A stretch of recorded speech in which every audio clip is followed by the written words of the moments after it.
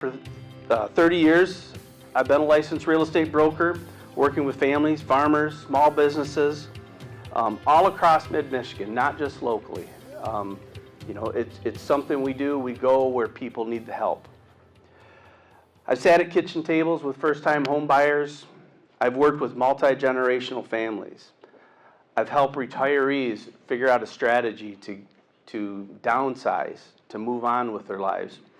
I've helped small business owners invest throughout our communities. When taxes rise, when regulations expand, when policies shift, I see the impact directly. I see it. It happens to everyone, especially in my business.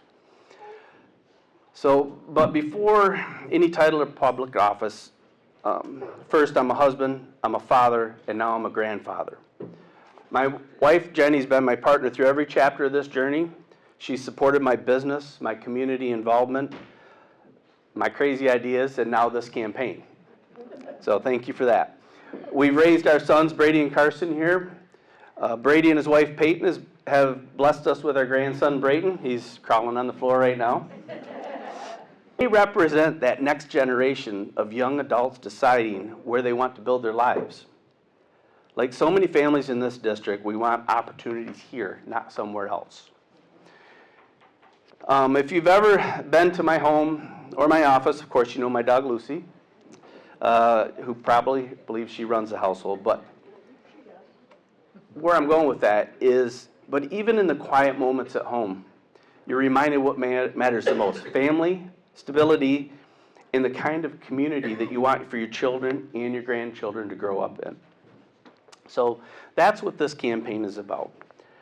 In 2022, I was asked to run for county commissioner. I had no idea what a county commissioner did, so I started following it.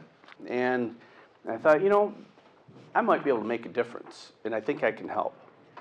So I ran for the County Board of Commissioners for District 7, which is Portland Township, City of Portland, and part of Danby Township. Since then, I've been the Finance Committee, the chairperson of that, and several other committees, Department of Health and Human Services, ACAP, Road Department committees, Equalization committees. I can go on and on. So I'm learning, just in the last 3 years, I've learned a lot about government, how it works. I've learned about how the budgets flow through, how the money comes in, how the money goes out. It's always a learning process. I think if someone tells you they know everything about county finance, they're lying to you, because it is complicated. State government, I began to look at the budget, and it's overwhelming, and a lot of it is you can't figure it out. So it is going to be a learning process, and again, I think for anybody it's a learning process. But I understand the process of the financing and the budget, which I hope I can be extremely involved in at a state level. I wanted to just reflect a little bit on some of the things that are happening, and these are current top priorities. And these are the things that I'm going to continue to key in on while I'm learning the state budget and spending priorities. And I know some of you in here are really into knowing what's going on in the state government. Some of you are here to support me, and I appreciate that. Some of you may not even have a clue what's happening in the House of Representatives right now. So we have K-12 and higher education funding formulas that are being discussed, road and bridge funding allocations, public safety and corrections spending. One of the hot topics right now is the use of surplus funds versus long-term reserves. Everyone's probably heard the rainy day fund. Our governor wants to take $800 million? $800 million of our rainy day fund. Most of us have a savings that we got tucked away for rainy day, so when something goes bad, you got that money. You just don't go buy a new car with your rainy day fund. So those are the core debate of that is whether to expand the programmatic spending or restrain the growth and prioritize tax relief and infrastructure. Tax relief and infrastructure. If anybody wants to get their head in the game with the condition of the bridges. Start with Ione County, because they're horrible, and they are bad, and then go to the state level. We have a huge infrastructure problem. They're doing the best they can. Everything's expensive. Tax policy and economic relief. Income tax rate adjustments. Those are being discussed right now. Retirement tax treatment. Property tax reforms. I got my assessment today. They went up. That's good. Your housing values are going up, but your taxes are going up too. Also, there's corporate incentive programs that are being discussed. So we need to balance the competitiveness and job growth with the revenue stability. There is things that the state, that the government needs to help with. I'm not going to deny that, but we've got to remember what we're spending the money on and whose money it is. Everybody says, oh, the state's got a ton of money. You have a ton of money invested in the state. It's your money. Another hot topic, educational parental rights, curriculum transparency, school safety funding, teacher staffing shortages, DEI and gender identity policies. Those are becoming, they are a hot topic. They are an issue. Want to give a quote from Gina Johnson. Parents should have a greater voice in their children's education.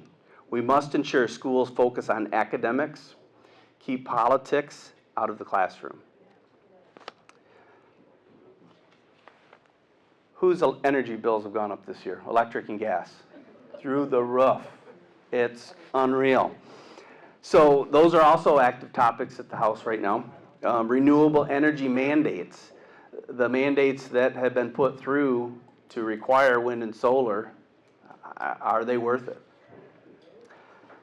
Grid reliability, we're seeing that Clinton County with the high-powered lines wanting to go through. Everybody says not in my backyard. There are better ways. There are much better ways. Electric vehicle incentives. Those are other debates that are happening.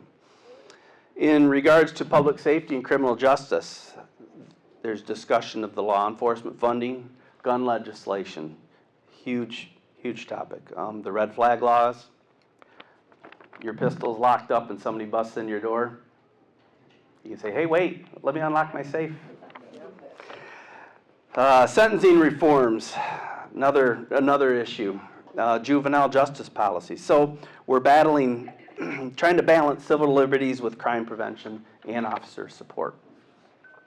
Healthcare and social policy, Medicaid expansion oversight, mental health funding, the abortion implementation, prescription drug cost controls. Again, these are things that are top of mind at the House of Representatives that they're dealing with right now.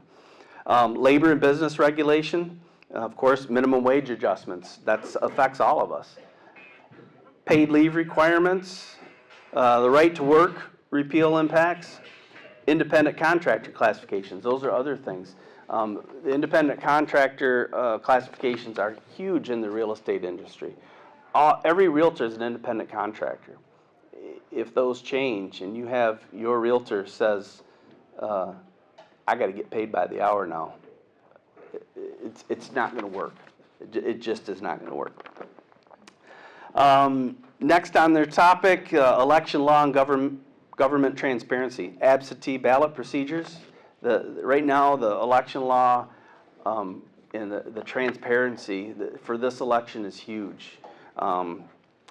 Campaign finance reporting, FOIA reforms.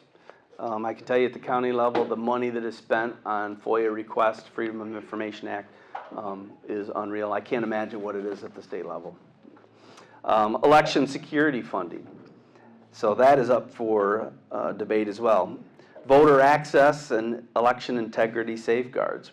One of the things to think about, and I don't have an answer, it's not right or not wrong, but there is Our Secretary of State is running for governor, and her office is in control of the elections. So just think about that. Too often, state policy moves quickly without fully measuring the long-term cost or the local impact. I believe local communities should have a strong voice. Too often, statewide solutions overlook the rural realities. This seat matters because the 78th District deserves representation grounded in real world experience, not political theory. This moment matters because Michigan families are watching costs rise, uncertainty grow, and decisions being made that shape our children's future. As a grandfather, that future feels personal. I don't want Brayton and any of my future grandchildren growing up in a state where opportunity is limited by overregulation or fiscal instability. I want them growing up in a Michigan that values hard work, respects property rights, supports safe communities, and manages its finances responsibly. Campaigns are not won on ideas alone. They are won through preparation, they are won through organization, and they are won through early support. And that's why tonight matters. So early momentum allows us to build this foundation: voter outreach, mail, digital communication, grassroots organization in every township across this district. I'm not waiting. I'm not reacting. We're building this deliberately, and we're building this campaign to win. I'm going to approach this race the same way I approach business and public service, with a plan, with accountability, and with confidence. It's about making sure the 78th District has a steady, practical, fiscally disciplined voice in Lansing. I believe in this district. I believe in our families. I believe in our farmers, our tradespeople, and our small businesses. And with your early, committed support, I'm confident we will win tonight. The turnout that I received with all of you here is way beyond my expectations. And I really appreciate it, truly appreciate it, and thank you for your support. My plan is to serve you. You guys are why I'm doing it.